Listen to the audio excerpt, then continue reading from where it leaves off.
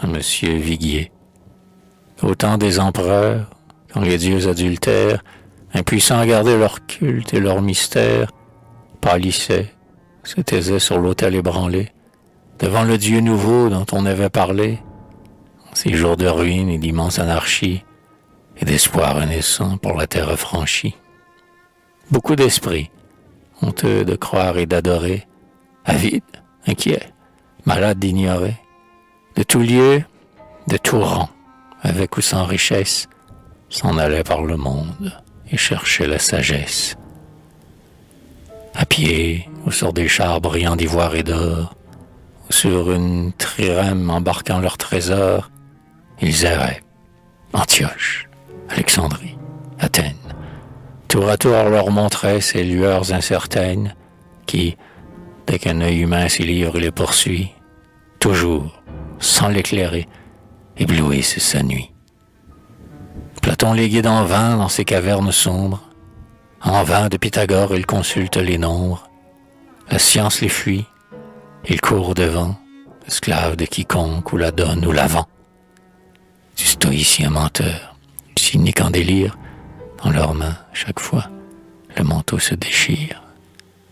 Puis, par instants, lassés de leurs secrets tourments, exhalant soupir leur désenchantement, au bord d'une fontaine, au pied d'un sycomore, les jours entiers assis, leur ennui les dévore. Le dégoût les irrite au désir malfaisant, et, pour dompter leur âme, ils soulèvent leur sens. Et bientôt les voilà, ces enfants du portique, ces nobles orphelins de la sagesse antique. Les voilà, ces amants du vrai, du bien, du beau, dormant dans la débauche ainsi qu'en un tombeau.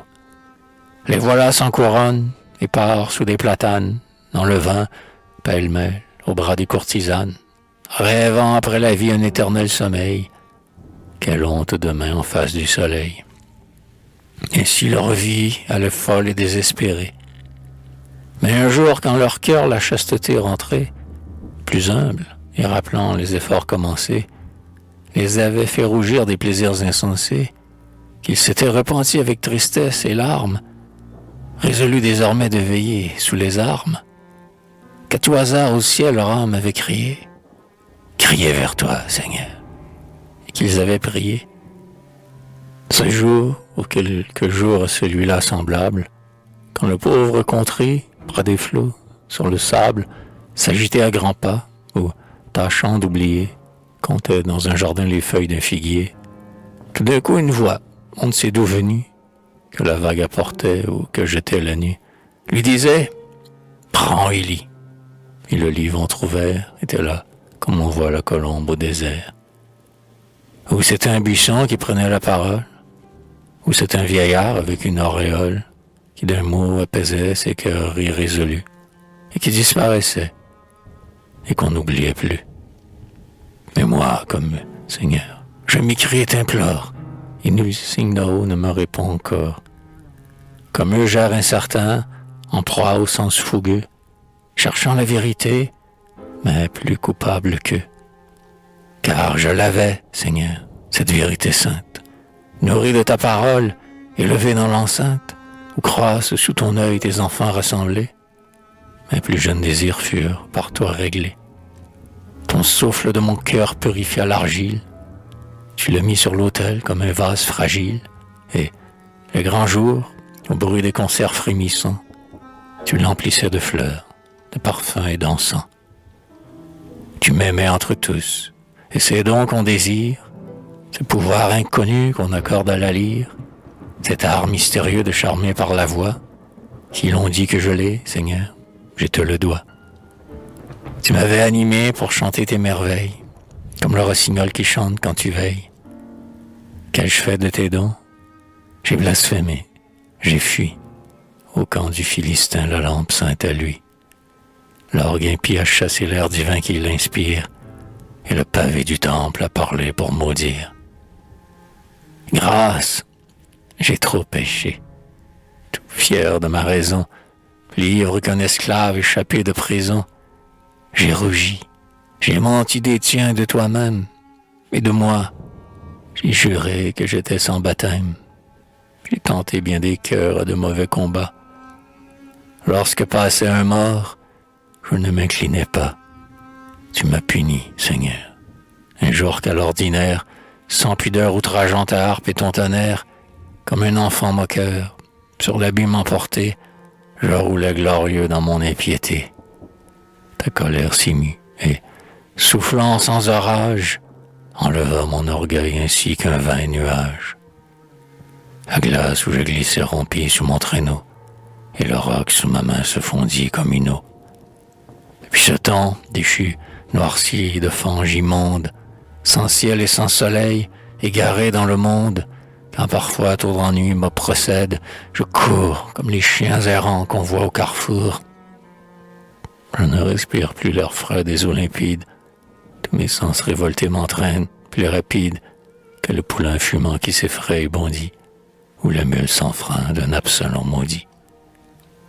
Ah, si c'était là tout, on pourrait vivre encore, et croupir du sommeil d'un être qui s'ignore. On pourrait s'étourdir, mais aux pires instants, l'immortelle pensée en sillons éclatants, comme un feu des marais, jaillit de cette fange, et, remplissant nos yeux, nous éclaire et se venge. Alors, comme en dormant, on rêve quelquefois qu'on est dans une plaine aride, ou dans un bois, ou sur un mont désert, et l'on s'entend poursuivre par des brigands armés et pleins d'amour de vivre, de sentier en sentier, de sommet en sommet. L'on va toujours, sans avancer jamais, de même. En ces moments d'angoisse et de détresse, parmi l'affreux effort, notre âme se redresse pour remonter à Dieu, mais son espoir est vain. Et pourtant, ce n'est pas maître bon et divin, sur des vaisseaux, des chars à la course roulante, ce n'est pas en marchant plus rapide ou plus lente que l'âme en peine arrive au ciel avant le soir. Pour arriver à toi, c'est assez de vouloir. Je voudrais bien, Seigneur, je veux, pourquoi ne puis-je? Je m'y perds, soutiens-moi, mets fin à ce prodige, sauve à mon repentir un doute insidieux, au très grand, au très bon, miséricordieux. C'est sans doute qu'en moi la coupable nature aime en secret son mal, chérit sa pourriture, espère éveiller le vieil homme endormi, qu'en croyant vouloir, je ne veux qu'à demi. Non, tout entier, je veux, sur mon âme apaisée, verse d'en haut, Seigneur, ta manne et ta rosée. Couvre-moi de ton œil, tends-moi la main, et rends le silence et le calme à mes sens murmurants. Répéterai sous tes doigts mon argile odorante, que, douce comme un chant au lit d'une mourante, ma voix redise encore ton nom durant les nuits. Ainsi de moi bientôt fuiront tous les ennuis. Ainsi, comme autrefois, la prière et l'étude de leurs rameaux unis cloreront ma solitude. Ainsi, grave et pieux, loin, bien loin des humains, je cacherai ma vie en de secrets chemins, sous un bois, près des eaux, et là, dans ma pensée, regardant par-delà mon ivresse insensée, je reverrai les enchères à mon souvenir, comme un tableau souillé qu'on vient de rajeunir.